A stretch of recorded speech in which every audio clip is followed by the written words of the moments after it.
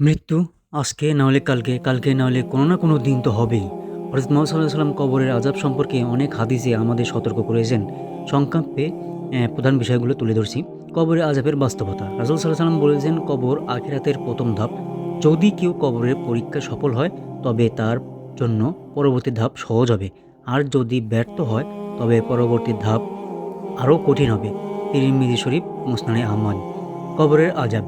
হাদিসে এসেছে কবরের সবাইকে একবার চেপে ধরবে। রাসূল সাল্লাল্লাহু আলাইহি ওয়াসাল্লাম বলেছেন, কবর যদি কাউকে চাপা না দিত, তবে সাদ ইবনে মুআজ রাদিয়াল্লাহু তাআলাকে দিত না। মুসনাদে আহমদ, নাসাই। কবরের প্রশ্ন। কবরস্থ করার পর মৃত ব্যক্তিকে দুজন ফেরেশতা মুনকার ও নাকির প্রশ্ন করবে, তোমার রব কে? তোমার দিন কি? তোমার নবী কে? যারা ঈমানদার তারা সহজেই উত্তর দিতে পারবে, আর কাফির ও মুনাফিকরা বলবে, আমি জানি না, মানুষ যা বলতো আমিও তাই বলতাম। আবু দাউদ, সহিহুল জামে। কবরে আযাবের কারণ। রাসূল সাল্লাল্লাহু আলাইহি ওয়াসাল্লাম বলেছেন, অনেক মানুষ ছোট ছোট কারণে কবরে আযাবে পড়বে, যেমন মূত্র থেকে না বাঁচা, পবিত্রতা অবহেলা করা, পরনিন্দা, গীবত করা।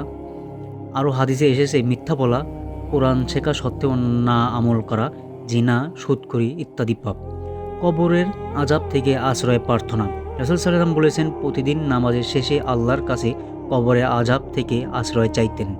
দোয়া, আল্লাহুম্মা ইন্নী আউযু বিকা মিন আযাবিল কবর ওয়া মিন আযাবি জাহান্নাম। মুসলিম। উপকারী আমল যা কবরের আযাব থেকে বাঁচায়। নিয়মিত নামাজ পড়া, কোরআন তেলাওয়াত করা, বিশেষ করে সূরা আল মুলক কবরের আযাব থেকে রক্ষা করে। তাকওয়া, ভালো চরিত্র ও